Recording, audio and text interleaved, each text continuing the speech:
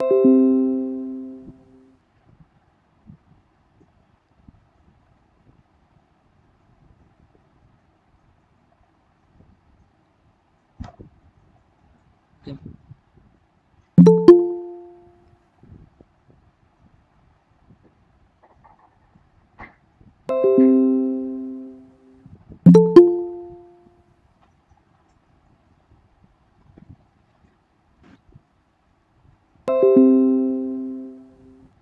Okay. Good morning, everyone. Am I audible?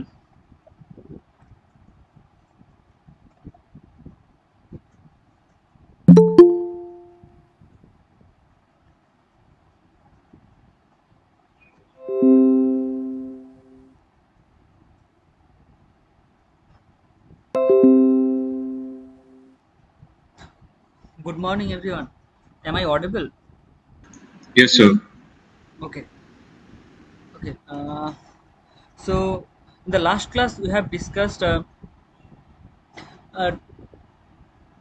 basically in the last class, what I can remember, which topic we have discussed. I forgot that. Energy efficiency in cloud environment. Okay. So, we have covered this topic. So, today we'll discuss few basic concepts of Google Cloud Environment, Amazon AWS, and Microsoft Azure. Okay, and I have been informed that your exam will be taken within very short time. That's why the whole syllabus cannot be covered, because previously I had a plan that the classes will be going on still next month, but it will be probably postponed within next week. I'm not sure about it, but I came to know about the fact.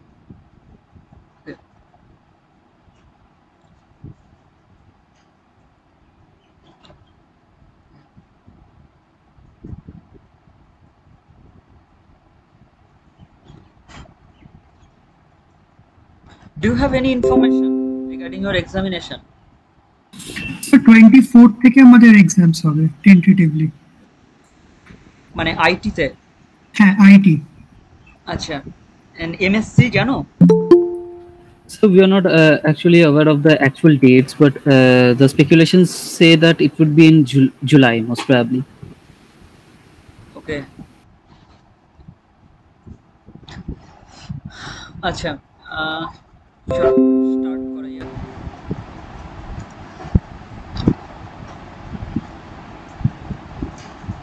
ওকে, খুব short টাইমে আমাদের এই পার্টটাকে cover করতে হবে।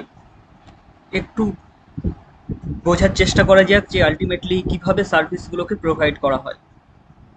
ওকে, so in case of Amazon, we know that they provides different types of services. So initially they have started with infrastructure as a service. Later on they had provided platform as a service as well as software as a service. So nowadays we can choose any kind of service from Amazon, okay, AWS. So the services are being provided as web service.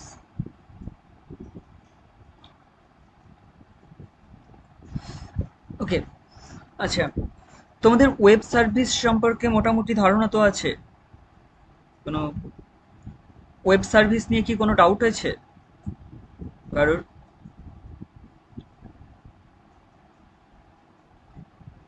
No, sir. ওকে, আচ্ছা, তাহলে আমরা যখন এখানে অ্যামাজনে কোনো service use করছি, তখন Amazon থেকে আমরা যে সার্ভিসগুলো পাচ্ছি সেগুলো সবই ওয়েব সার্ভিস হিসেবে পাবলিশ করা। Similarly, in case of Google App Engine or Microsoft Azure, we can access the web services, but in different service provider we have different types of service. In Google App Engine is platform as a service, but Google also provides infrastructure as a service, or you can deploy your application within your virtual machine. So you can reserve a virtual machine, within that you can deploy your application. In case of Microsoft Azure, it's a platform as a service, or you can deploy your .NET application. So it provides you a framework for running .NET application where you can deploy it. Okay. Now, in a recent past, from last 2-3 years, Heroku is getting huge popularity because it's a good, it's a uptime is very high, and Heroku provides up to a certain limit. The services are free. Okay. In case of Amazon, Google, I'm not sure about Microsoft Azure. I have not never used Microsoft Azure, but in case of Google or Amazon Web Service, initially this services was free for certain period of time, like for first 1 year. In case of Google App Engine, they provided $300 free credit, which you can use for your purpose to test, so that from the next year you will be charged. In Amazon, it's again almost similar, but there is no such limit that you are getting $300 or something like Google. But in case of Amazon, the list of services are there. Now, among them, if it's an infrastructure as a service, so some virtual machines has been marked by some tag that these virtual machines are free, so you can run this virtual machine for first 1 year. For other type of services, number of requests are limited. Okay, so in that way they are providing this service, but nowadays for getting the free access to this limited resource, again you have to register with your card, so that automatically the billing can be generated. Okay, but in case of Heroku, if you register, you can deploy your application. Okay, up to a certain limit it's free, but beyond that it's not free. So if you deploy your application, again you will get a domain name, or it's a basically subdomain. So if the subdomain name is available, just like if I say that in your department it's a something like CUCSE coding club. Okay, so the domain name which they will provide is CUCSE coding club.heroku. Probably this is com. Okay, so by this name you will get a subdomain where you can deploy your application. In case of Amazon, you will get a domain name which is again a subdomain. Okay, but it will contain some characters, as well as some character means alphabets and numeric values, along with some hyphen and underscore. So you will get a subdomain from Amazon, okay, where you can deploy your application. Okay, so similarly, RightScale is again infrastructure as a service. So you can manage your application by reserving some infrastructure from it. Okay, but this Salesforce is mostly software as a service. So we are getting CRM application. We have talked about it at the very beginning, that sometimes based on the volume or size of an organization or of a company, we can get access or to the management system or to CRM. We can register according to the employee strength, and based on that it will be charged. So you will be charged according to the number of employees. So it's not like 7 or 8. Instead of that, there are some slabs like up to 5, then up to 20. So in that way they are providing this service. So you have to choose your appropriate category or size of the employees. Accordingly you can choose this service. Okay, so these are the different types of cloud services which are being provided. These are the most common cloud giants. Okay, but beyond that there are hundreds of companies who are providing these services. Okay, now if I come to Amazon Web Service, okay, so I think we have discussed this SOAP protocol. So using SOAP, mostly nowadays, initially there was a mix of SOAP and RESTful API, but nowadays most of the Amazon Web Services are being published as RESTful Web Service. Okay, so in Amazon Web Service, so that in case of infrastructure as a service, you can deploy your virtual machines. If you want to store your data or file, then we will prefer Amazon Simple Storage Service. If we compare it with Eucalyptus, which we have discussed earlier, in case of Eucalyptus, this S3 is similar to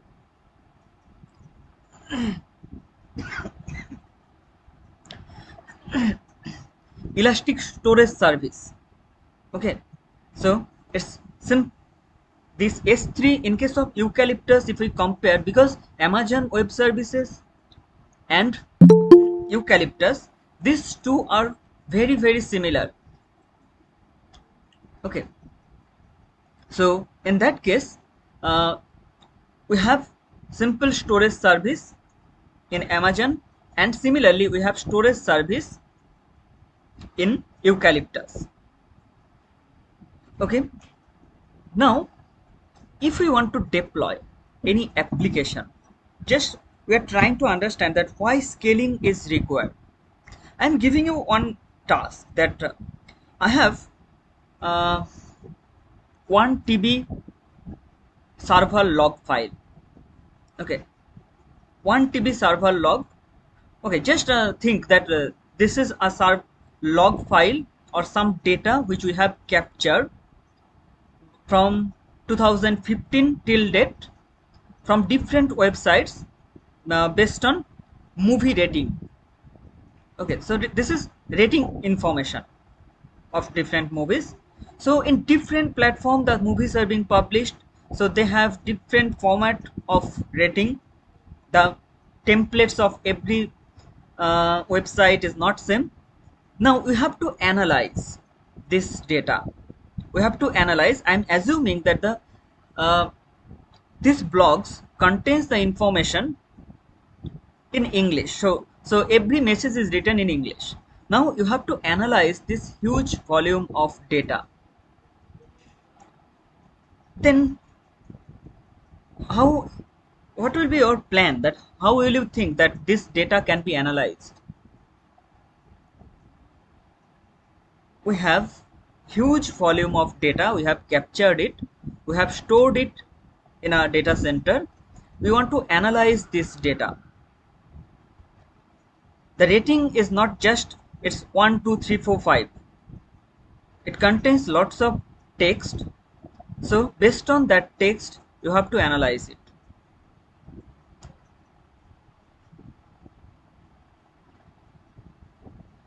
What will be your plan? Now use the Amazon storage service to at first store the entire data, and then develop use PaaS as a service or IaaS as a service, and write our own applications that can help analyze that data, like NLP for the text reviews. So we can have NLP models that can analyze it. We can have sentiment analysis model that can analyze what sentiment the review is. And also we can do objective classification of that reviews based on if the ratings are already scaled within 1, 2, 3, 4, 5 and so. Okay. Any different opinion?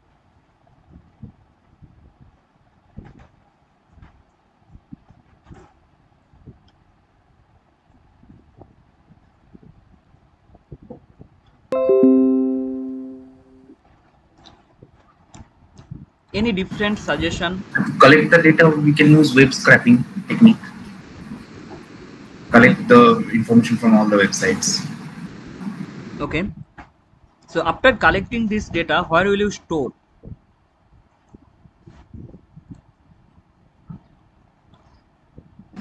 So in this case, we can store it in Amazon Simple Storage Service or Eucalyptus storage. Okay. So, I mean, like we have to store it in some cloud facility. okay. Now, think of the scenario.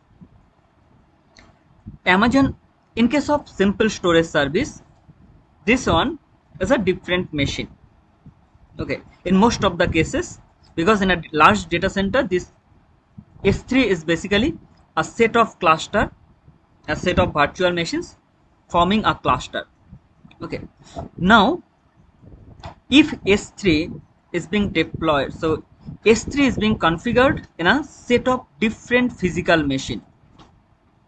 Now if you store this huge volume of data in those physical machine, the computation will be performed in virtual machine. So to perform this computation, we have to retrieve the data from S3. So there will be huge network traffic, huge overhead.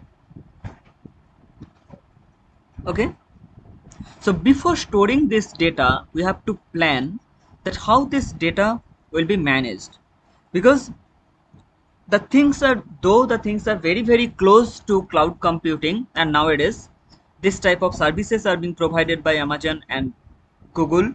But the problem is directly this data cannot be stored in S3. As I have mentioned that the volume of the data is approximately 1 TB. If the volume of data is 1 TB, when you will perform some computation in a virtual machine, then you have to read the data. So you have to fetch the data from S3 to that virtual machine. Then you will perform some computation. You will generate the result. In that case, we have to use some different mechanism. So instead of S3, we will prefer some other mechanism. So what will be the mechanism? So we will try to configure a virtual cluster. So virtual cluster means a set of virtual machine will be launched. The data will be stored in their storage. Instead of storing this data in S3, we will store this data in memory. In memory means it's not main memory. So some secondary storage are associated with a virtual machine. Like as you know that in case of when you are launching forget about virtual machine. When you are running your Linux environment on your laptop or desktop, some additional storage devices are being attached to it. So these storage devices are used to keep our files. Okay. In Windows system, it's drive. So similarly, in Linux environment, we are creating some devices which are acting similar to a drive.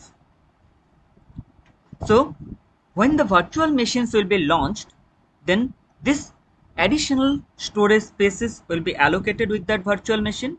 So we will configure the virtual machines in such a way so that this storage volume is huge. Okay. Now, so we are going to store this data in virtual machine instead of S3. Why it's required?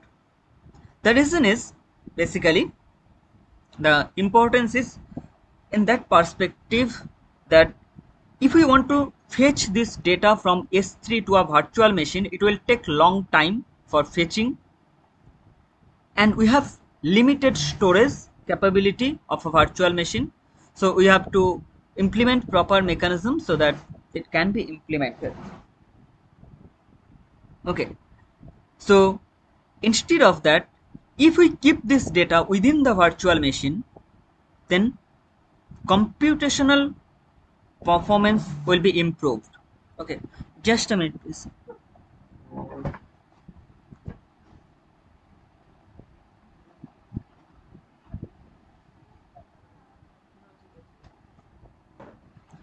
Okay, so the network overhead can be reduced, but the data still needs to be stored in virtual machines. So for that purpose, some network overhead obviously is there, because you are collecting the data from different websites, whether by scraping or if you are getting the database access from them, then you have to load this data in virtual machine. So obviously for that purpose, network overhead is there.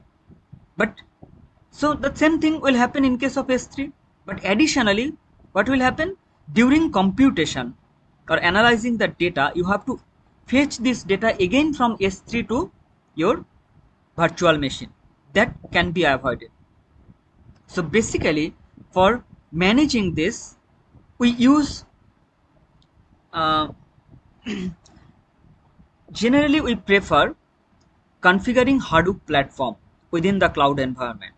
So here, instead of installing it in a physical infrastructure, Hadoop in physical infrastructure, we are installing it in virtual infrastructure. So within the virtual machines, these things are being installed. Okay, so if we install the things in virtual machines, so the data is being captured and these things are being stored in the virtual machine itself. Now, when the volume of data size will increase, new virtual machines will be installed. And what is the advantage of it? Because in every machine we have some limited capacity. The storage is not, we can't store 1 TB data in single machine. So instead of that, we can configure a virtual cluster configuring Hadoop environment, and there we can store it. Now the task is we have to analyze 1 TB data. Okay, so if we want to analyze 1 TB data, then instead of analyzing it in single machine, we can distribute it into multiple virtual machines. So we have a virtual cluster where the data is being stored in multiple virtual machines, so that in every virtual machine the volume of data size is not too large. Now advantage, so here we are using a different approach. If we configure Hadoop environment, the concept is little bit different. What is the difference? So basically, in conventional cloud environment, what happens, or whether it's a cloud environment or any standalone infrastructure, everywhere, if we have data, we are performing computation. Okay, so in your web application, just I'm assuming that in your web application you have to work with some data which is stored in a different machine where you have installed MySQL. So in your MySQL database, some data is stored. Now when you are performing some computation, you have to fetch this data in virtual machine, you have to compute it, and finally the result will be stored somewhere. Okay, now in Hadoop environment the things are quite difficult, because if we want to fetch this data, then this data fetching requires huge computation as well as huge network delay.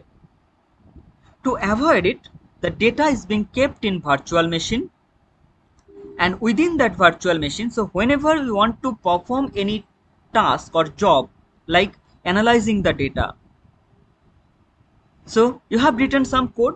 Now this code will be copied in that virtual machine, it will execute there, it will generate the result, and it will send the response to some machine.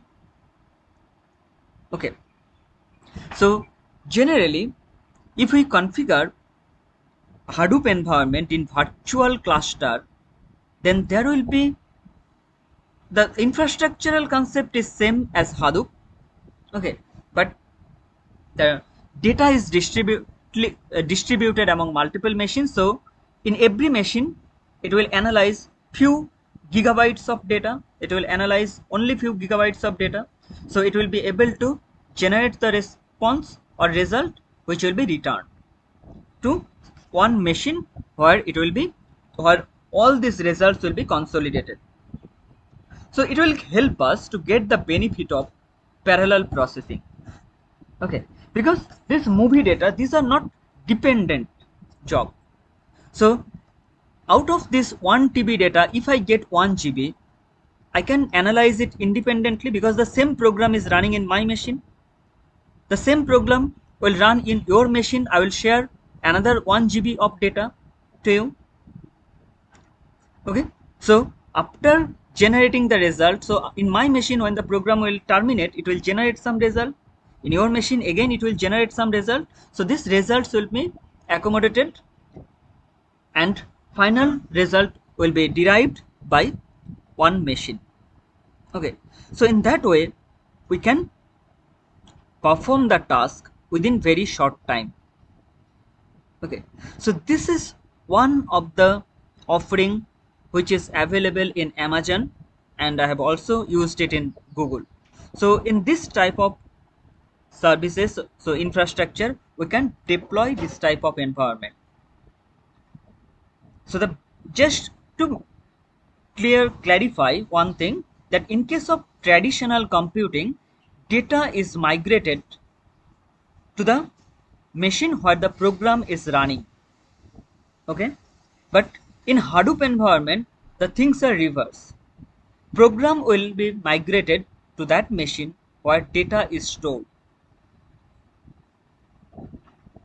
Okay, so this type of high-level elastic MapReduce is being offered by Amazon, and as we know that during deployment, if we enable auto scaling, so whenever data volume or more data will be collected, new virtual machines will be added in that virtual cluster. So in that way it works. Okay, So, yeah, in cases where a lot of computations is required on huge amount of data, we have to prefer this technique. We cannot store the data. yeah, basically where huge volume of data needs to be dealt with, so generally log file, some review related information, or if we have some data which is being stored and we have to sometimes based on some requirement we have to analyze it to get some result. So in those cases we will prefer this type of environment. Okay. Because migration of huge volume of data to virtual machine is very costly. Just like if it is being stored in S3. Now I am saying you that you have to generate the result from this 1 TB data. You have to generate this result that in last 5 years which movie was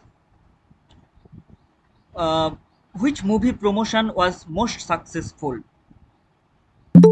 This is one query which you have to analyze. Okay, now so you are retrieving the data from S3 to your virtual machine. If you don't use this Hadoop or MapReduce thing, then you are going to retrieve the data from S3 to your virtual machine. After computation, you will just remove this data. So the data will be stored in S3, but you will remove it from your virtual machine. Now again, after some time, I am giving you another task that you have to rank the movies. Okay. Now after some time, I am giving you another task that you have to find the uh, from this set of information you have to find that according to the name of actors, you have to find that in last 5 years in which movies they have worked. Okay, so if I give you different query at different time and every time you are retrieving the data from S3 to your virtual machines, then it's not acceptable. So we need some policy where the data will be stored in a cluster.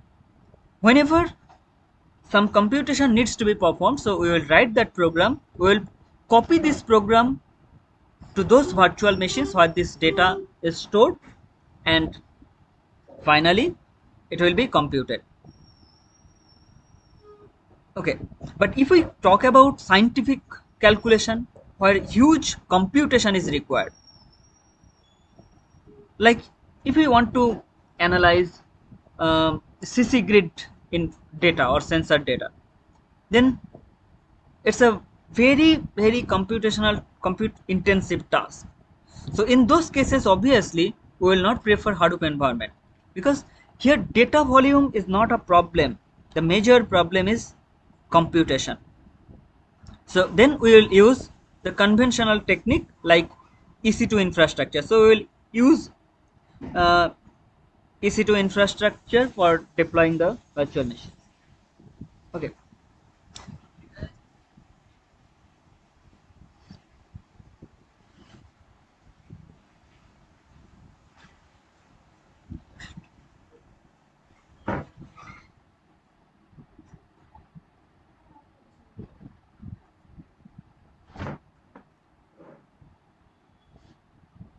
Okay, now if we talk about this elastic block store,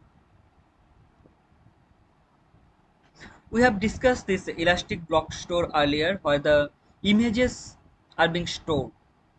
So if we have EC2 images or operating system images, those are being stored in elastic block store.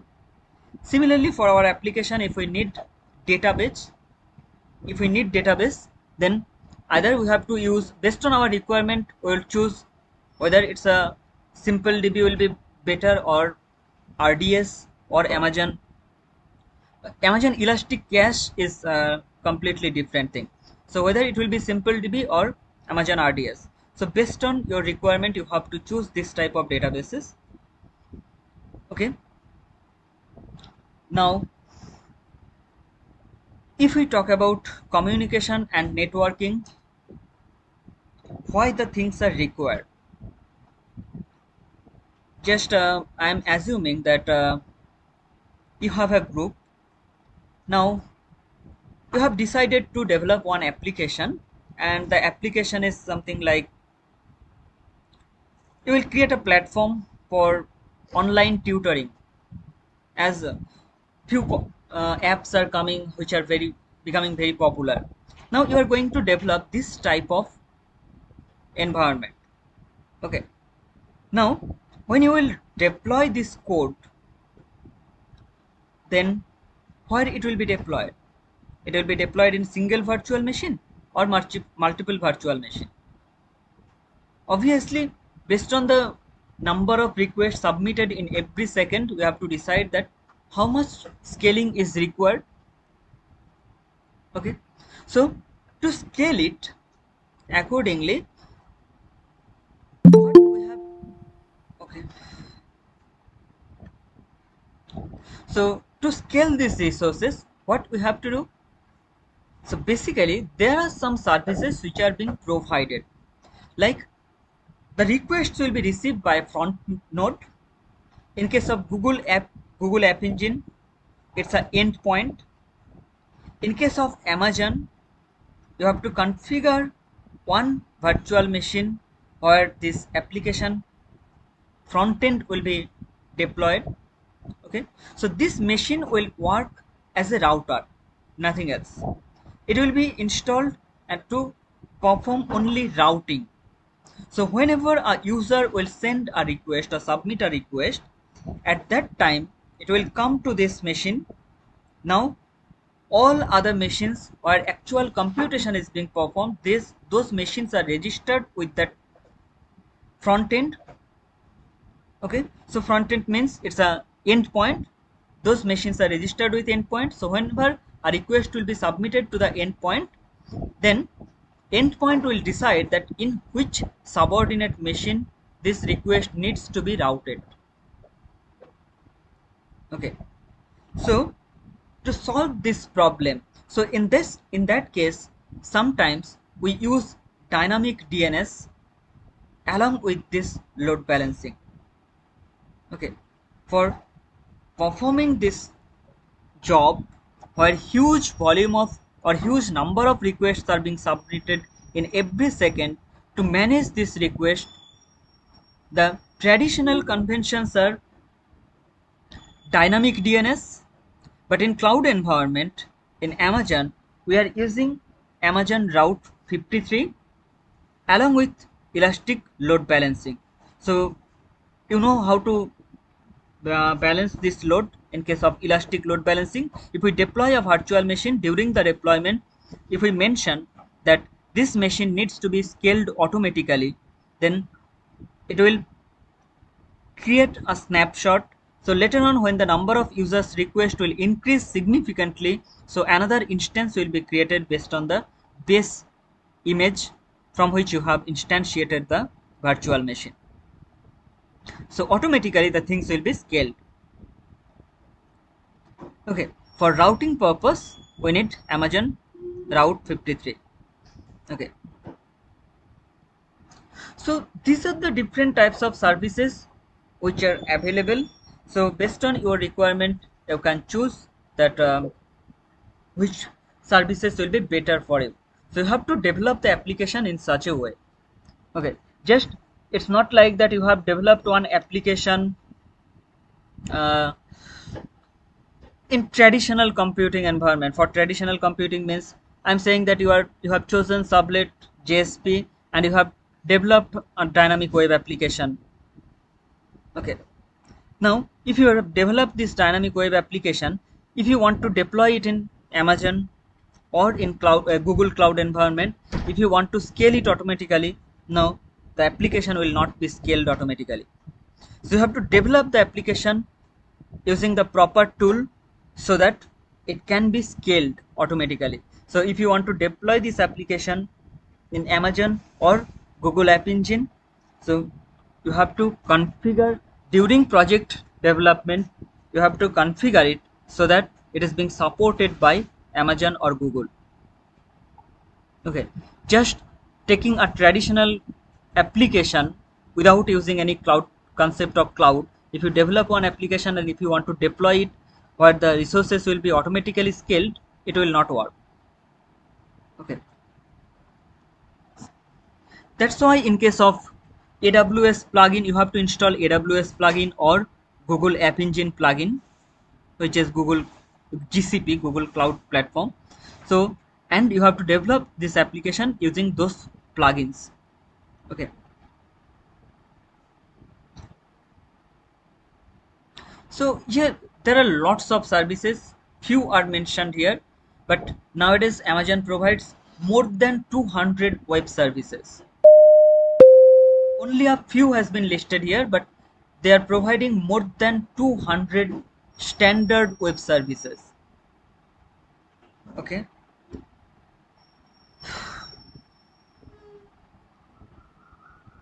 Okay. So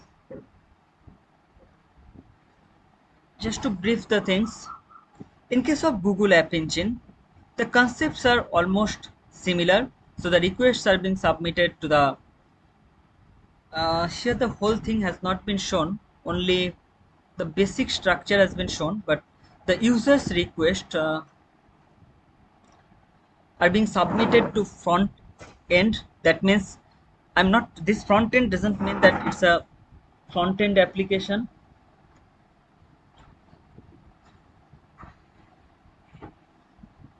So it's a basically in Google App Engine, it's considered as endpoint. So the user's requests are being submitted to endpoint. Now endpoint is deciding that in which machine it is to be redirected. So the request will be redirected to those machines, and finally if it requires any database access, so it will communicate with the database server, and in that way the services will be given for the end users. Okay, so this is the basic architecture of App Engine platform. So when we are deploying this App Engine, we are not getting the complete access to the virtual machines. So instead of that, we are getting access to the sandbox where this application will be deployed. Okay, so the application will be deployed in a platform. So we have already chosen during deployment, we have to choose the platform type. Accordingly, the application will be deployed and it will be launched. So this is the way how it works, this Amazon as well as Google App Engine. This is the basic architecture, but in Google App Engine there are 3 different types of architecture which are followed. By technical term, we can say one is Google App Engine standard application, and another one is Google App Engine flexible application. Okay, so in case of auto scaling, generally we prefer flexible application. Okay, flexible service. So it's a Google App Engine flexible. So you have to create this project by choosing this category. So if you choose this category, then whatever code you will write, this code will be auto scalable. So if the number of requests is too low, then everything will be deployed in one web container as a sandbox. Now if number of requests are increasing, then multiple containers will be launched, so multiple sandboxes will be created, and even in one sandbox we can deploy multiple application. Okay, so this is the way how it works. Okay, the questions will not be given in too depth, that's why within very short time I'm not going to in much detail about it. Okay, any query till now?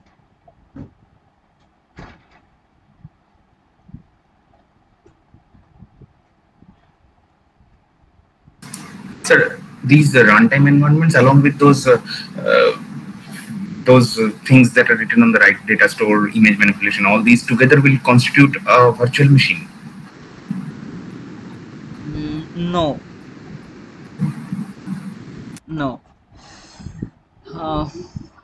Just for example,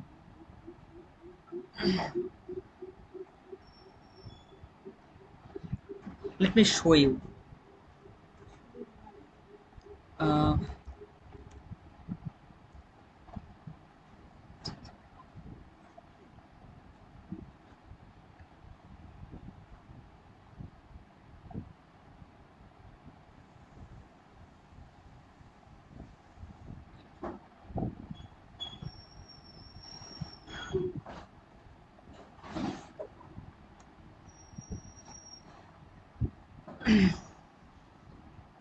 In case of say Google App Engine, if we consider Google App Engine,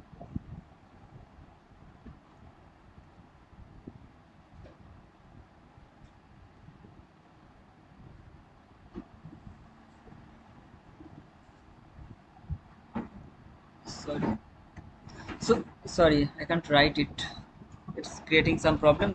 Just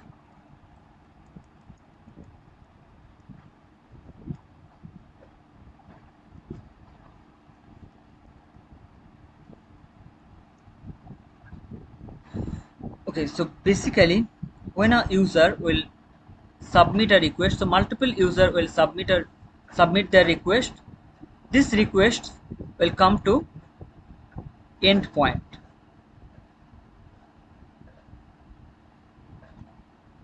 Endpoint is not installed in your virtual machine, it is being managed by Google. Okay, so if you have chosen Google flexible environment, then how this data will be or requests will be routed to your system or virtual machines, that will be taken care by Google. So endpoint is not being installed in your machine, in your virtual machine. Okay, so this is being used for routing purpose.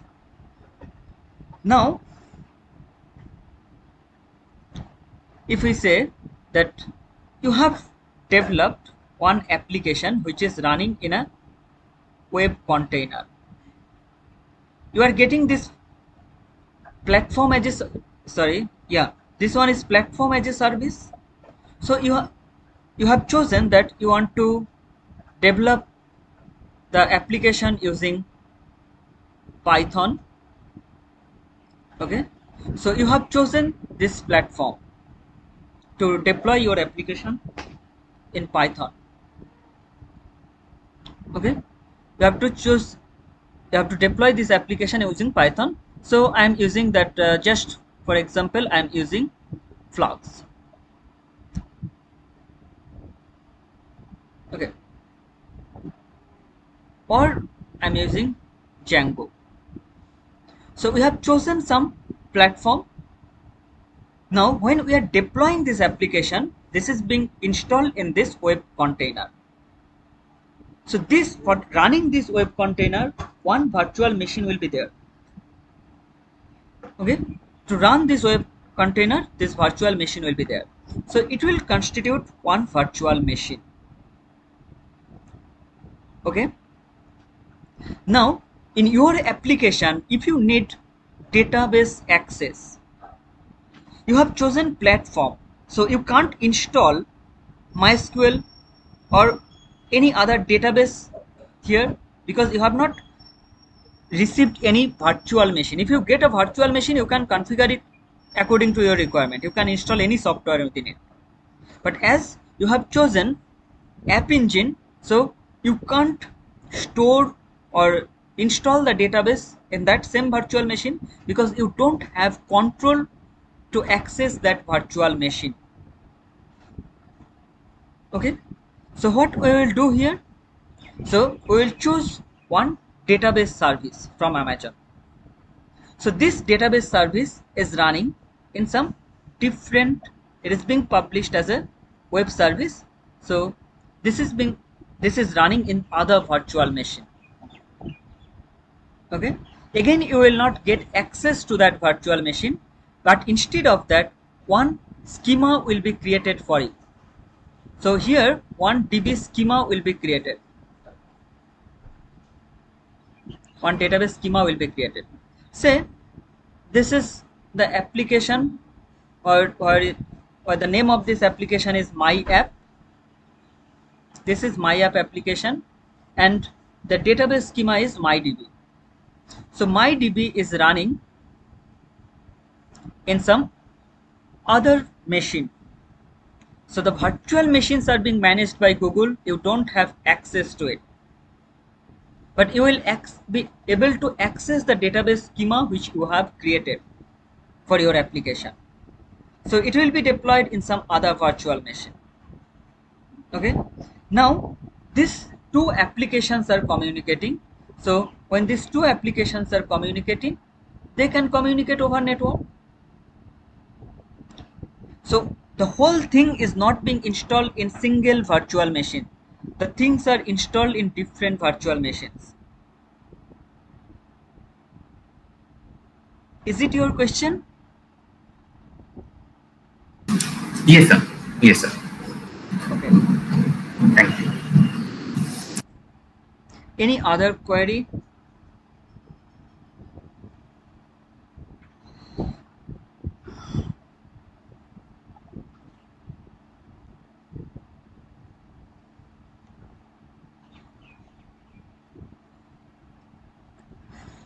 Okay. I have never used Microsoft Azure platform.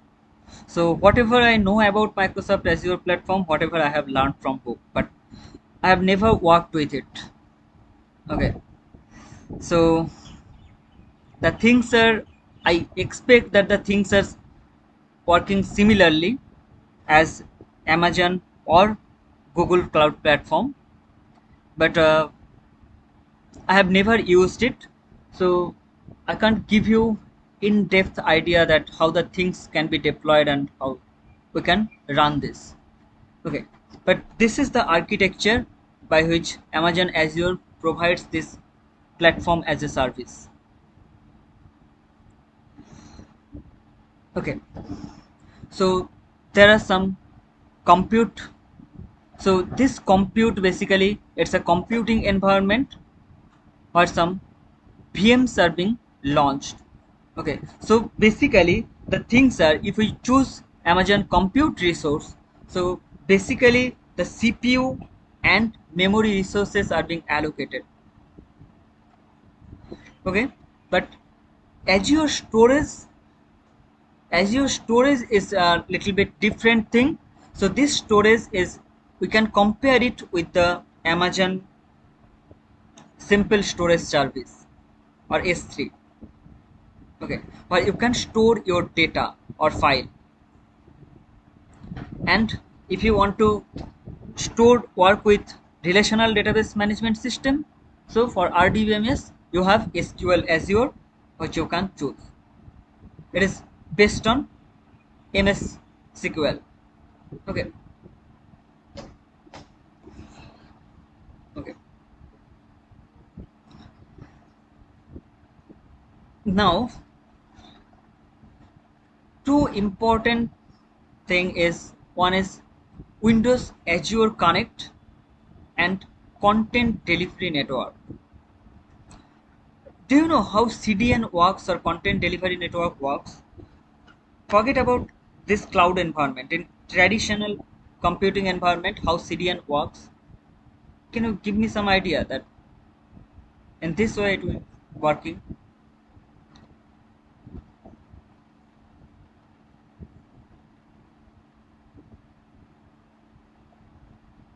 So one form of CDN we were using was a service called Envato, and what they did was the original content which was to be streamed was stored in our cloud servers, and the CDN was more of it was actually it was streaming the content from our cloud. It was using some local caching at its own end and streaming it through a player at the CDN.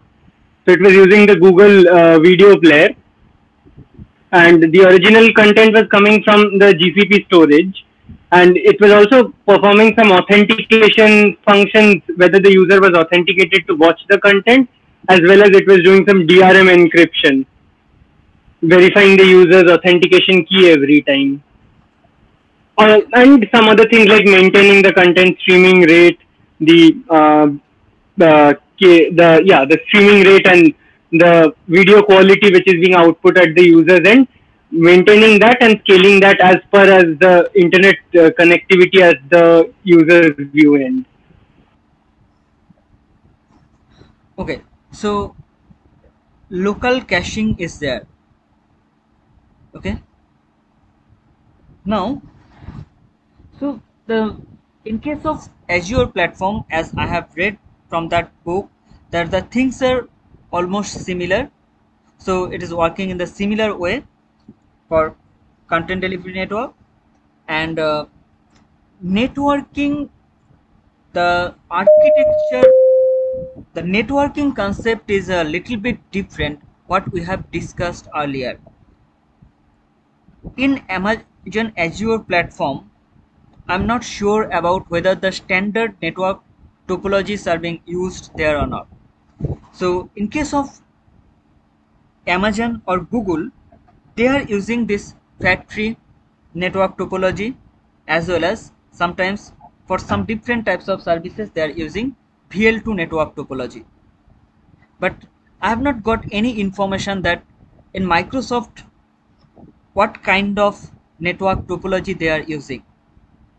According to the Google patents, if you go through Google patents, that then you will get the detailed information, the how networking is being managed in Google, as well as in Amazon. There are some white papers from which the networking or architectural information is available, but till date I have not find it, but probably the things are available somewhere in Microsoft website or in some other store.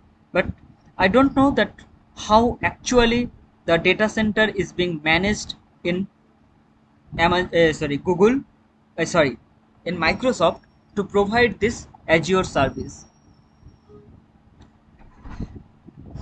Okay, so you can just skip this part, Microsoft Azure platform architecture, but focus on two other parts. These are Amazon and Google Cloud Platform. For your examination, I am saying that those things are very important. Okay, just you can avoid this Microsoft Azure platform architecture. Okay, now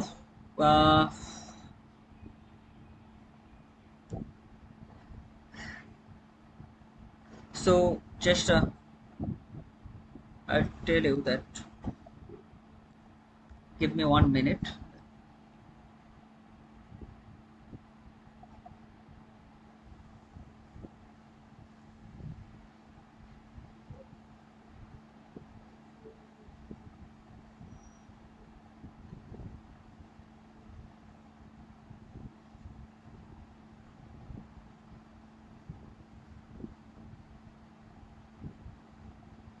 Just a minute, I have kept those books.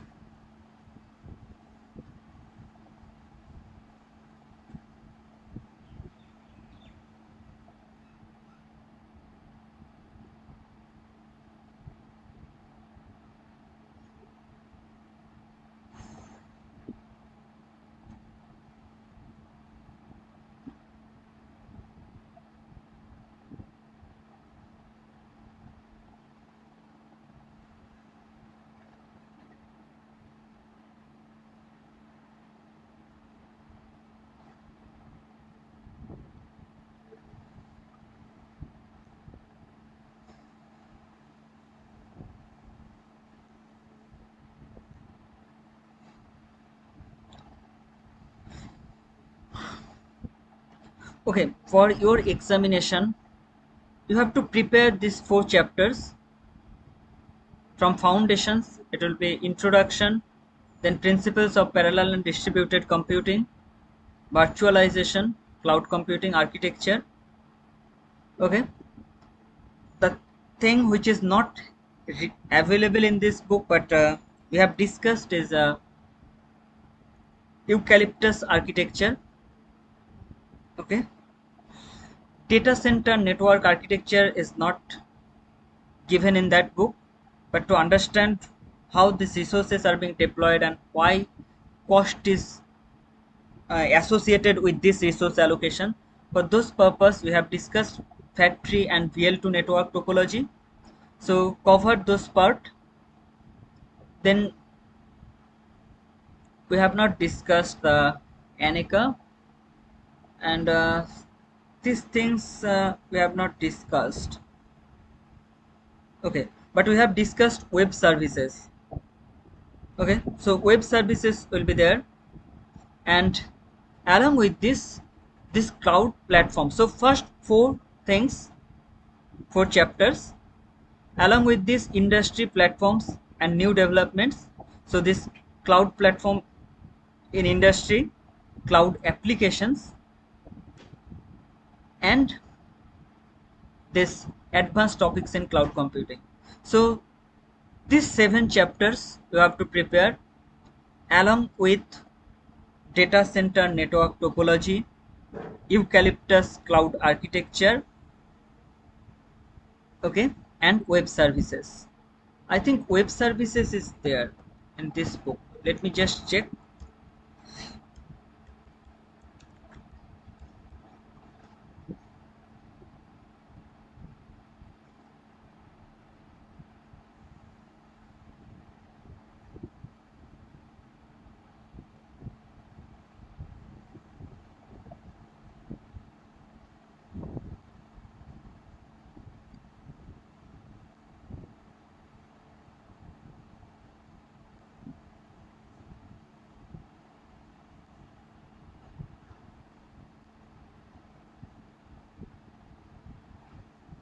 Yeah, 65 to 66. Okay, obviously in first few chapters the things are given.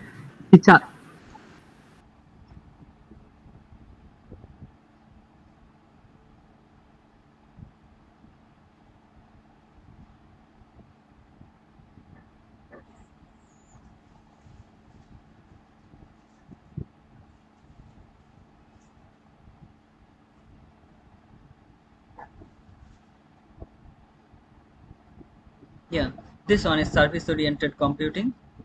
So web services are there. Okay, so along with this 7 chapters you have to prepare 2 more things. One is eucalyptus and another one is data center network architecture.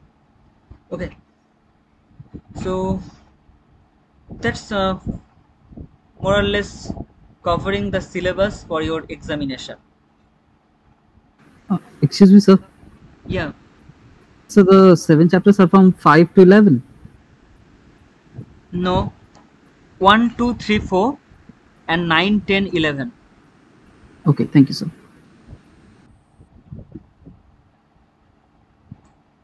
Okay. Now, let us I'll not cover more topic for IT department. Okay, but some more chapters will be added in MSc, because when I will get that information that when the classes is being ended, accordingly it will be decided. Okay. Okay, so what kind of questions will be given? If I give you I'm not opening the answer scripts right now, whatever you have submitted. Now if I give you some case studies, so there will be some case studies. Okay, so a problem scenario will be given. So you have to design the architecture and you have to plan that how you will develop this application and how the modules will be divided into multiple components. Okay, how these multiple modules will be divided. So basically in that way you have to plan it. So this type of questions will be given. Obviously for 2 marks, some questions will be given to write the definitions and some basic concepts, because the things, it's not 1 mark, that's why I can't give you MCQ, because as per the question pattern, the questions are generally each having 2 marks, probably 10 question 2 marks. I have not received any template till now, but based on the previous information I'm saying it. So for 2 marks, some definitions, like just I'm giving one example, that what do you understand, or what is NIST definition of cloud computing? There are different definitions from different service providers or major or giant service providers. There are some definitions, but NIST has defined it in its own way, which is mostly accepted, and it considers probably all the definitions which has been published. So we can just ask that what do you can you state the NIST definition of cloud computing? So this type of questions will be given for 2 marks. Some architecture will be given, obviously. The questions will not be given in direct form, that just like this. Just I am giving you one example, that it will not be asked like write short note on web service. Okay, instead of that, some case studies will be given, and you have to analyze and you have to write it, that how will you solve the problem, what will be your plan. Okay, as you can understand that in online exam is being conducted in online mode, so if I give you the direct questions, then the same answer script I will receive. So within 3 hours, I don't know whether it's 3 hours only in your college. Yes, sir. Yes, 3 hours. 3 hours for the answers, and then we have half an hour for scanning and emailing. Okay, মানে আগের বছর তাই হয়েছে, তাই তো? Sir direct question দিচ্ছি না, direct question দিলে সেই নেট আর বই থেকে কপি আসবে, হোপফুলি সেটা যাতে না হয় সেই জন্য একটু কেস স্টাডি বেসড দিচ্ছি, কারণ পেপারটা থেকে কেস স্টাডি বেসড কোশ্চেন দেওয়ার যথেষ্ট স্কোপ আছে, সেই জন্যই বলছি। একটু ইজি দেবেন, হ্যাঁ একটু ইজি দেবেন স্যার, সো দ্যাট মানে ডিরেক্ট না হলেও মানে একটু ইজি দেবেন। আচ্ছা, তোমাদের এটা কেমন হয়েছে? আমি এখনো আনসার স্ক্রিপ্ট গুলো দেখার টাইম পাইনি, জাস্ট কেমন হয়েছে এটা? ঠিকঠাকই ছিল, একটু মানে একটু মনে হচ্ছিল যে একটু আরেকটু যদি টাইম বেশি থাকতো তাহলে হয়তো একটু মানে একটু লেখা যেত, মানে আরো আনসার্স গুলো মনে হচ্ছিল আরেকটু লেখা যেত, বাট টাইমটা শর্টেজ হয়ে গেছিল, মানে 1 ঘন্টায় খুব তাড়াতাড়ি করতে হচ্ছিল। আচ্ছা ঠিক আছে, তাহলে পরের বার মানে ফাইনাল এক্সামের জন্য। আচ্ছা তোমাদের মিড টার্ম 2 হবে না? আমাদের একটাই মিড টার্ম। তোমাদের একটাই মিড টার্ম হয়? আচ্ছা, আর আমরা শুধু সারাদিন খাতা দেখে বেড়াই, মানে আমাদের 4টে মিড টার্ম নিতে হয়, 4টে মিড টার্মের আবার তার প্রত্যেকটা 3টে করে ক্যাটাগরি আছে, অ্যাসাইনমেন্ট, কুইজ, সারাদিন এই করতে হয়।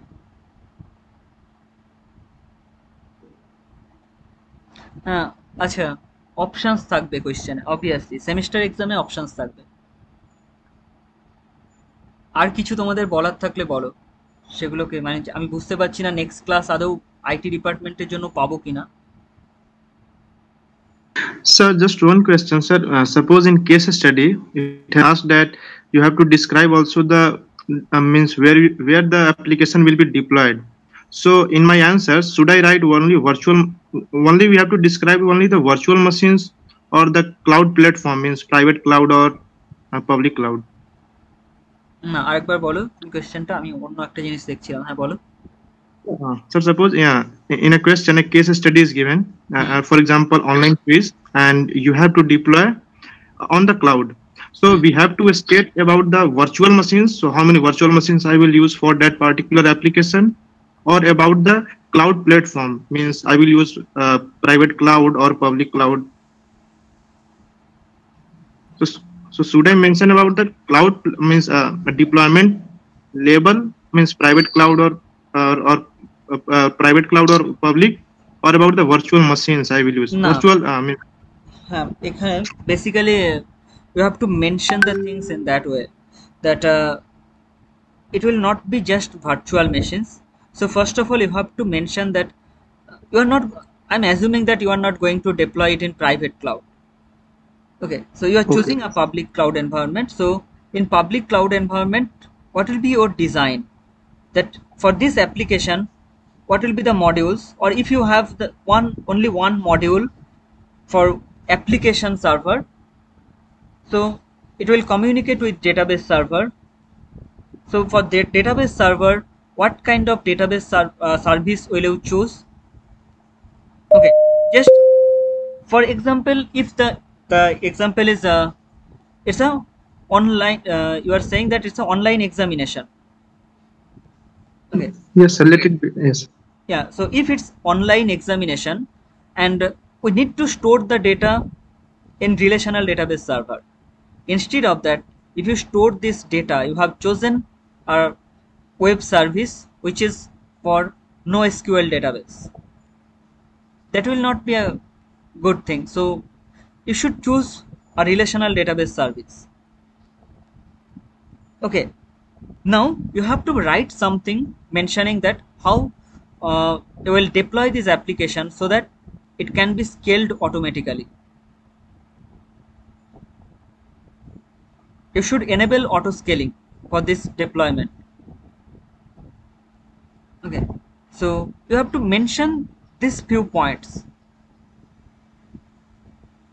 Okay, and obviously for this one, obviously I will expect that you will present it in a figure. Okay.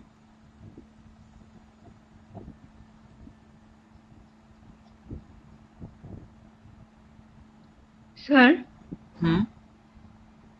Sir, is it possible for you to share some sample questions, as we do not have any previous year's question example, so it's difficult for us to prepare for exams actually. So is it possible for you to share some? Only few. Pattern will be almost similar with your midterm exam.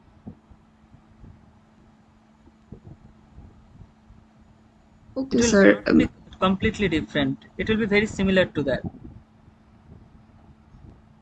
Okay, sir. But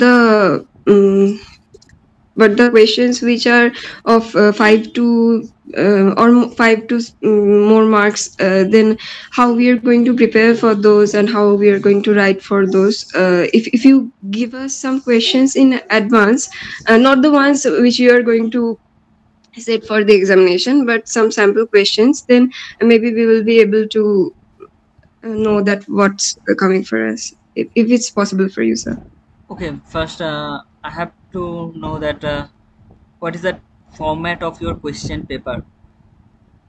Can you give me some idea that whether there is any MCQ in your final exam? No, sir, there is no MCQ. No, So sir. 10 questions for 2 marks, is it? Sir, Yes, actually, sir, something of that sort. Huh? sir, for our MSc people, actually we never had cloud computing as our elective in the previous years, but as per the questions of previous years of other elective papers, we have seen that there were some 2 marks questions of 2 marks questions which were of 5 or 6 questions of 2 marks, and then all the questions are at least of 4 or 5 or something more than that. Is there any clubbing So- that this is a group of questions having total marks 15? Is there any clubbing like that? So Yes, for the sir. IT we have, yeah. Acha, Yes, sir. The questions, some of the questions are like this, that answer any 4 out of these, and those questions carry 10 marks each, and all those 10 questions, sorry, all those 10 marks question has some sub parts and something like that. So, sir, we can show you some example if, but that will be not of cloud. I think if it's helpful for you, then we can show you some example of wireless sensor network and whatever it was in the previous year's elective. in any If you paper, you want. can just send me a question paper as sample for any paper, and it will be helpful for me. Okay. Okay, sir. Okay, sir. Then we can mail it to you Okay. by today only. Sure. আচ্ছা, এখানে শুভ্রনীল আছো?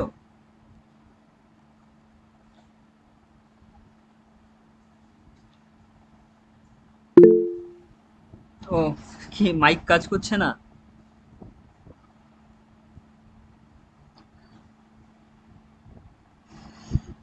আচ্ছা, যেটা বলা ছিল, আচ্ছা তোমরা যখন মেশিন ফরম্যাট করে ফার্স্ট টাইম ব্রাউজার ওপেন করছো, একেবারে ফার্স্ট টাইমে যখন ব্রাউজার ওপেন করি তখন সেখানে কিভাবে কাজ করে বলো তো? মানে একটা ট্রাফিক, ধরো তোমার ক্লাউড এনভায়রনমেন্টে কোথাও একটা ভিএম চলছে, যে ভার্চুয়াল মেশিনের ভেতরে কোনো একটা, আমি ধরে নিচ্ছি যে অ্যামাজনে একটা ভার্চুয়াল মেশিন চলছে, সেই ভার্চুয়াল মেশিনের ভেতরে তুমি ধরো ওয়াইল্ডফ্লাই সার্ভার দিয়ে একটা ওয়েব অ্যাপ্লিকেশন চালাচ্ছ, মানে যেটা জাভা অ্যাপ্লিকেশন চলছে। আর আমি টমক্যাট বলছি না, কারণ টমক্যাটটা আমরা খুব বেশি ডেভেলপমেন্ট পারপাসে ইউজ করি। লার্জ স্কেলের ক্ষেত্রে আমরা জেনারেলি জেবস বা গ্লাসফিশ কোরের ওপরে বেস করে যে সার্ভারগুলো তৈরি হয়েছে সেগুলোকে প্রেফার করি। তো যখন আমরা ধরো এরকম গ্লাসফিশ বা জেবস বা জেবসের কোনো একটা ভার্সন, বা তুমি ধরো ওয়াইল্ডফ্লাই সার্ভার একটা ডিপ্লয় করে সেখানে চালাচ্ছ, এবার এই পুরো ট্রাফিকটা কিভাবে ম্যানেজ হবে? মানে তোমার মেশিন থেকে তুমি যখন রিকোয়েস্ট করছো, ট্র্যাডিশনাল নেটওয়ার্কে এটা প্রথমে আমাদের রিকোয়েস্টটা কোথায় যাবে? মানে ফার্স্ট টাইম তুমি মেশিন ওপেন করেছো, মানে মেশিন রিসেট করার পর ফার্স্ট টাইম ব্রাউজার ওপেন করে ওকে ডিএনএস সার্ভারে যাবে, ঠিক আছে? আচ্ছা, ডিএনএস সার্ভারে যাবে, তাহলে ডিএনএস সার্ভারে যে যেতে হবে সেটা কি করে বুঝবে?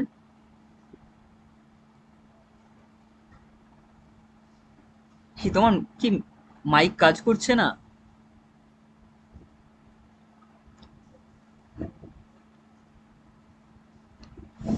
আচ্ছা, এটা ব্রাউজার লিস্ট মেইনটেইন করে,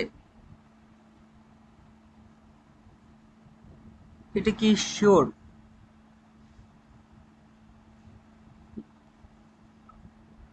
তুমি যখন দেখো রিকোয়েস্টার ট্রাফিকটা যায় হচ্ছে নেটওয়ার্ক ইন্টারফেসকে যখন আমরা কনফিগার করি, এবার সেই নেটওয়ার্ক ইন্টারফেস তোমার যদি ম্যানুয়াল কনফিগারেশন হয়, ম্যানুয়াল কনফিগারেশন বলতে আমি ধরো এখানে হয়তো এই সিস্টেমের নেটওয়ার্ক ইন্টারফেসকে ম্যানুয়ালি কনফিগার করলাম যে এটা আমার আইপি অ্যাড্রেস, এটা ডিএনএস ইনফরমেশন, তাহলে ইনফরমেশনটা ডিএনএস ইনফরমেশন আমরা প্রোভাইড করছি এই সিস্টেমে। এবার সেটা আমরা ম্যানুয়াল করতে পারি, অটোমেটিক করতে পারি ডিএইচসিপি দিয়ে, কিন্তু ডিএইচসিপি দিয়ে যদি করা হয় তাহলে সেই কনফিগারেশনটা ডিএইচসিপি সার্ভারে আছে। তাহলে আলটিমেটলি এই মেশিন থেকে সেই ডিএনএস ইনফরমেশন যেটা ফেচ হলো, সেই ইনফরমেশনের উপর বেস করে সেটা ডিএনএস সার্ভারে কমিউনিকেট করবে। ডিএনএস সার্ভারে যখন যাবে, এবার এই ডিএনএসটা আসার পর এবার ডিএনএস সার্ভার থেকে রিকোয়েস্টটা রিসলভ হয়ে এলো, মানে সিস্টেমে তুমি আইপি অ্যাড্রেস পেয়ে গেলে। এই যে আইপি অ্যাড্রেসটা পেয়ে গেলে, এবার ব্রাউজার ডিরেক্টলি সেই আইপি অ্যাড্রেসে মানে ডিজায়ার্ড সার্ভারের সাথে কমিউনিকেট করছে। অ্যামাজনের ক্ষেত্রে দেখেছো যে অ্যামাজনের ক্ষেত্রে আইপি অ্যাড্রেস বা ডিএনএস নেম কিরকম হয়? স্যার ডিএনএস সার্ভারটা কি এজেন্ট সার্ভার হিসেবে দেখা হচ্ছে? এজেন্ট বলতে? স্যার মানে যে এই রিকোয়েস্ট গুলোর মেসেজিং করবে, তারপর যে বসে গিয়ে ওটা রিফ্লেক্ট করবে, মানে না, আমরা যে বসে এখনো আসিনি। আগে তোমার মেশিন থেকে রিকোয়েস্টটা অ্যামাজন পর্যন্ত তো পৌঁছতে হবে। তাহলে অ্যামাজনে যে পৌঁছবে যাবে কিভাবে, মানে আইপি প্যাকেটের ভেতরে কি থাকে? Source IP address, destination IP address. তাহলে ডেস্টিনেশন আইপি অ্যাড্রেস আমাকে পেতে গেলে সেই নেম রিজলভটা করবে DNS server. DNS server name resolve করার পর সেই যে নেম রিজলভ করে যে আইপিটা পাঠালো, এবার ওই আইপিটাকে নিয়ে এবার আমি একটা প্যাকেট ফর্ম করছি, যে প্যাকেটটা মানে আমার মেশিন থেকে একটা প্যাকেট তৈরি হচ্ছে, যে প্যাকেটটা এবার অ্যামাজনের সার্ভারে গিয়ে হিট করবে।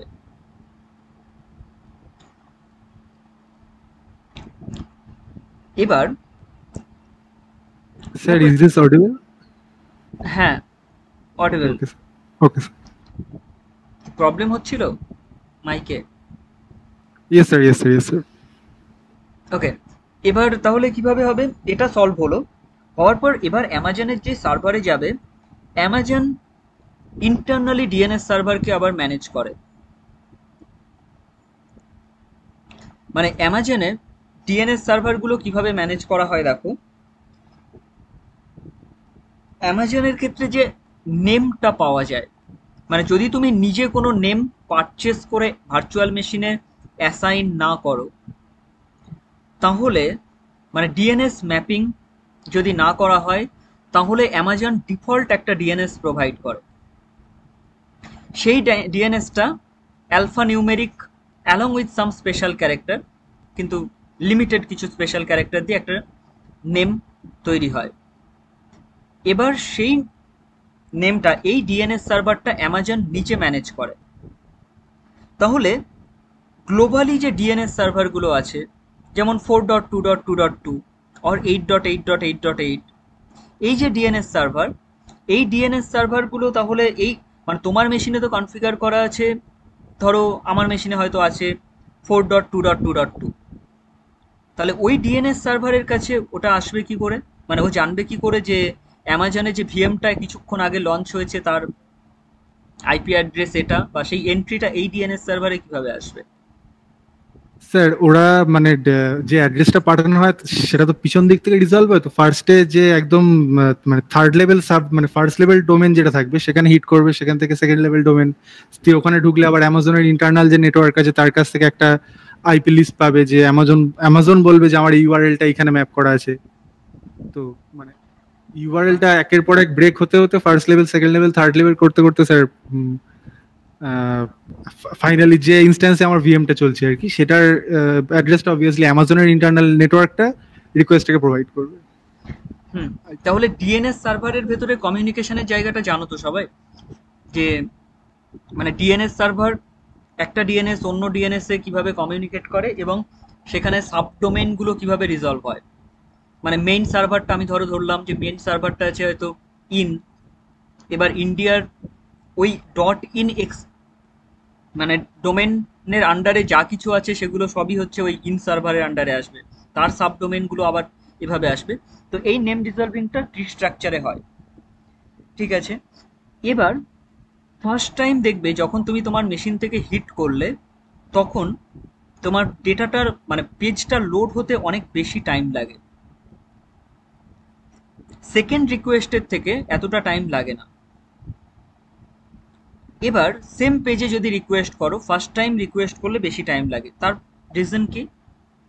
স্যার ফার্স্ট টাইম রিকোয়েস্টটা রিজলভ হলে সেটা ক্যাশ করে রাখা হয় স্যার ডিএনএস এর রেসপন্সটা। এবার শুধু কি ডিএনএস রেসপন্সকে ক্যাশ করা হয় না আর কিছু ক্যাশ করা হয়? মানে মেইনলি রিজলভ ইউআরএলটা, এবার তো স্যার সেটা ব্রাউজার ডিপেন্ডেন্ট যে ব্রাউজার কি ক্যাশ করবে। মানে হ্যাঁ, সেটা ব্রাউজার ডিপেন্ডেন্ট অবভিয়াসলি। তাহলে মানে সেটা যদি আবার তোমার ক্রোমের ক্ষেত্রে ইনকগনিটো মোডে রাখো, তাহলে ক্যাশিংটাকে আমরা ডিসেবল করে দিচ্ছি। তো এইভাবে এটাকে করা হচ্ছে। আচ্ছা, তারপরে যদি আমরা নেক্সট লেভেলে আসি, যখন তুমি ওয়েবসাইটের ভেতরে কোনো সিডিএন ইউজ করছো,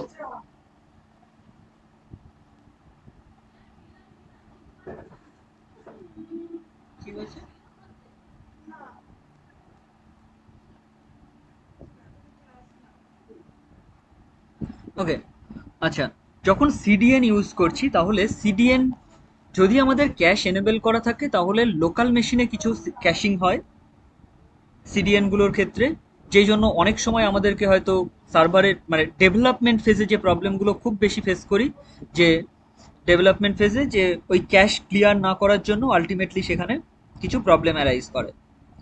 আর সিডিএন এর কিন্তু নিজস্ব একটা আর্কিটেকচার আছে। সোনালি যে জায়গাটাকে এখানে মেনশন করেছিলে সিডিএন এর, আমি ওই জায়গাটাকে জাস্ট অ্যাভয়েড করে গেছিলাম কারণ ব্যাপারগুলো তোমরা নেটওয়ার্কিংয়ে হয়তো দেখেছো। সিডিএন এর কিন্তু নিজস্ব একটা আর্কিটেকচার আছে এবং সেখানে কিভাবে কোন জায়গাতে নেটওয়ার্কে এটাকে ক্যাশ করে রাখা হবে, কারণ টোটাল সার্ভিস আমি যদি ধরে নিই যে এখন বুটস্ট্র্যাপের ধরো এটা মানে জাস্ট আমি ধরে নিচ্ছি বুটস্ট্র্যাপের এখন 4.0.3 যে থিম, মানে এটা ব্যাকডেটেড থিম অবভিয়াসলি, 5 পাবলিশ হয়ে এখন অলরেডি ইউজ হচ্ছে। তো আমি ধরে নিচ্ছি যে এই যে স্টাইল শিট এটাকে যখন পাবলিশ করা হচ্ছে সিডিএন এ, সেটা যদি একটা সিঙ্গেল সার্ভারে থাকে এটা পসিবল নয়। মানে হিউজ ট্রাফিক, মানে এত ওয়েবসাইটে এই সিডিএন ইউজ হয়েছে, সেটাকে এই ট্রাফিকটাকে ম্যানেজ করা কিছুতেই একটা সার্ভার বা একটা ক্লাস্টার অফ সার্ভার দিয়ে ম্যানেজ করা সম্ভব না। আর একটা হচ্ছে নেটওয়ার্কে আমরা ট্রাফিককে অপটিমাইজ করতে চাই, তাহলে আমার যদি কোনো একটা সার্ভার বা একটা ক্লাস্টার অফ সার্ভার, মানে আমি ধরে নিলাম যে ক্যালকাটা ইউনিভার্সিটিতে একটা সিডিএন আমরা তৈরি করলাম, এবার এখানে যদি মানে সিডিএন বলছি না, আমি ধরে নিচ্ছি যে এখানে একটা সার্ভার তৈরি করলাম যেখানে আমি এটা পাবলিশ করলাম। এবার এটা পাবলিশ করার পর প্রবলেম অ্যারাইজ করছে বলতে, ধরো এই সার্ভিসটাকে বা এটা ধরো আমার একটা স্টাইল শিটই পাবলিশ করা আছে, যেটা সেই স্টাইল শিটটাকে যদি এখান থেকে এবার প্রত্যেকটা মানে প্রচুর সাইটের ভেতরে এটাকে যদি ইউজ করা হয়, তাহলে প্রত্যেকটা রিকোয়েস্টই আমার আসবে আলটিমেটলি এই ক্যালকাটা ইউনিভার্সিটির সার্ভারে। এটাকে এভাবে ম্যানেজ করা সম্ভব না, সেই জন্য এগুলোকে নেটওয়ার্কের বিভিন্ন জায়গায় এটাগুলোকে ক্যাশিং করা হয়। এবার তার জন্য নেটওয়ার্ক স্ট্রাকচারটাও অনেকটা ডিফারেন্ট ভাবে লজিক্যালি আমরা ট্রিট করি, কারণ এই ডেপথে যেতে গেলে অনেকটা যেতে হবে, যাই হোক আজকে আর টাইম হবে না। যাই হোক এটাকে কিন্তু মানে এই যে ক্যাশিংগুলোকে করা হয়, সেই ক্যাশিংগুলো কিন্তু ম্যানেজ করার জন্য বিভিন্ন রকমের টেকনিক আছে, যে টেকনিকগুলো দিয়ে এগুলোকে করা হয়। জাস্ট কোশ্চেনটা উঠলো বলে সেই জন্য জাস্ট দু একটা কথা বলছি, ঠিক আছে? আচ্ছা শুভ্রনীল, তুমি কোন ডিপার্টমেন্ট, আইটি না এমএসসি? MSc sir. এমএসসি, আচ্ছা, তোমাদের সঙ্গে তাহলে পরে আমি ক্লাস পাবো, ঠিক আছে? পরে ডিটেলসগুলো নিয়ে ডিসকাস করা যাবে, তবে এই ডিটেলসে যাওয়ার আগে আমি ওই দিকগুলোতে আগে যাব, তোমাদের মানে ক্লাউডের আর কিছু কিছু জিনিস একটু ডিসকাস করে নিয়ে তারপরে মানে ওভারঅল একটা মানে আমি বলতে চাইছি একটা কারণে যে ডিস্ট্রিবিউটেড কম্পিউটিংয়ের বেসিক কনসেপ্ট যদি না থাকে তাহলে কিন্তু ক্লাউড কম্পিউটিং বোঝা খুব ডিফিকাল্ট, সেটা প্রথম দিন থেকেই বলে আসছি। কারণ ক্লাউড কম্পিউটিংয়ে তোমার প্রোগ্রাম শেখানোর কিছু নেই, সবগুলো জায়গাতেই হচ্ছে আলটিমেটলি তোমাকে সেই বেসিক কনসেপ্ট, এবং এখানে নতুন কোনো প্রিন্সিপালও তৈরি হয়নি, সবটাই সেই ডিস্ট্রিবিউটেড কম্পিউটিংয়ের ওপর বেস করে। মানে তোমাদের এগুলো জানা থাকলে খুব ভালো হয় যে এই যে টার্মিনোলজিগুলো আমরা ইউজ করে থাকি সিডিএন বা ডাইনামিক ডিএনএস, কারণ আগে ডিএনএস দিয়ে সব কিছু সলভ হয়ে যেত, কিন্তু এখন আমাদের ডাইনামিক ডিএনএস প্রয়োজন হয়। মানে আমি যদি বলি যে ধরো জাস্ট দু একটা কথা বলে শেষ করছি, ধরো আমি বললাম google.com, এবার google.com সারা পৃথিবীর সব জায়গা থেকেই google.com দিয়ে হিট হচ্ছে, সবগুলো রিকোয়েস্ট কি একটা সার্ভার দিয়ে রিজলভ হয়? মানে এটা পসিবল যে ওয়ার্ল্ডে যা কিছু রিকোয়েস্ট যাচ্ছে সব গিয়ে একটা এন্ড পয়েন্টে হিট করছে?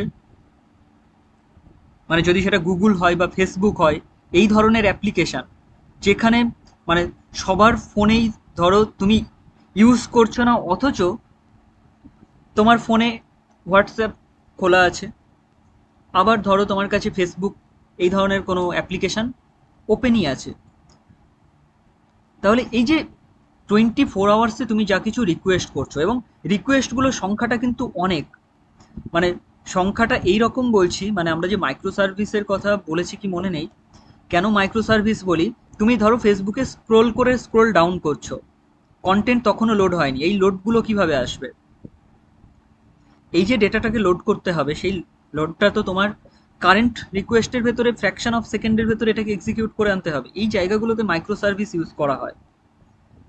এবার এই জায়গাগুলো, এই হিউজ নাম্বার অফ ট্রাফিক বা রিকোয়েস্টকে যদি আমাদের ম্যানেজ করতে হয়, তাহলে সেগুলোকে রিয়ালিটিতে কিভাবে করা হয় সেই জায়গাগুলোতে একটু বেসিক কনসেপ্ট ক্লিয়ার থাকলে ভালো হয়।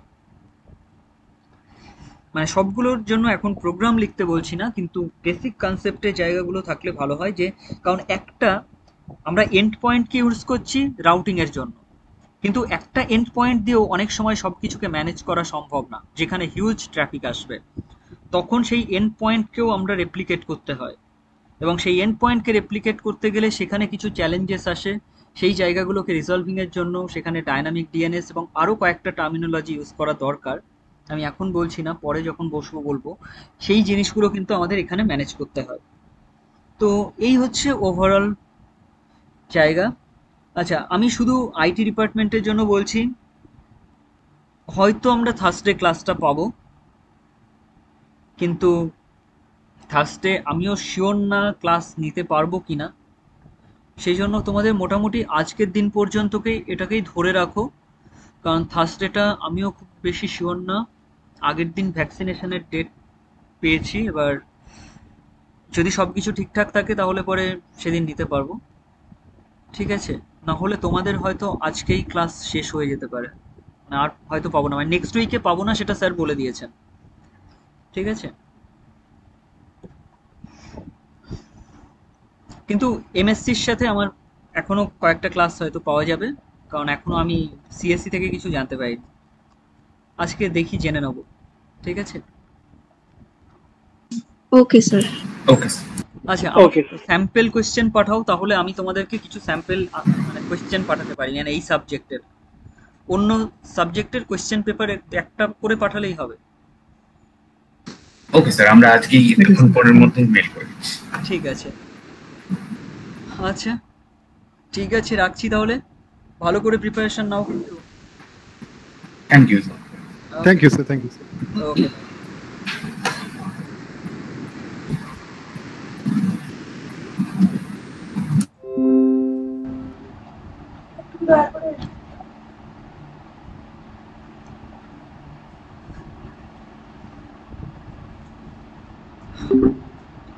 মুহূর্তের মধ্যে দয়া করে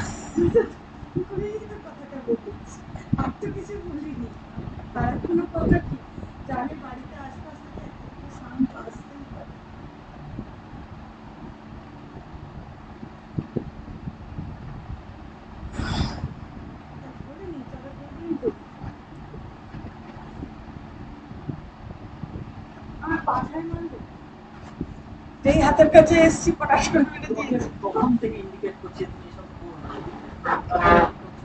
ঘরটা আমি ঝাড় দিয়েছি।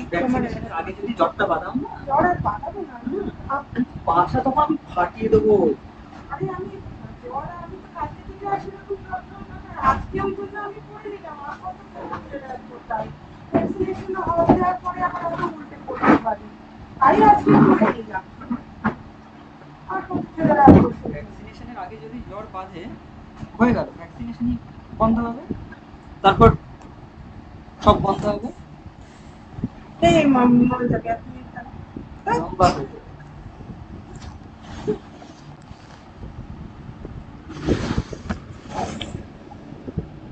জ্বর বাঁধার মতো কিছু করিনি। সব রেকর্ড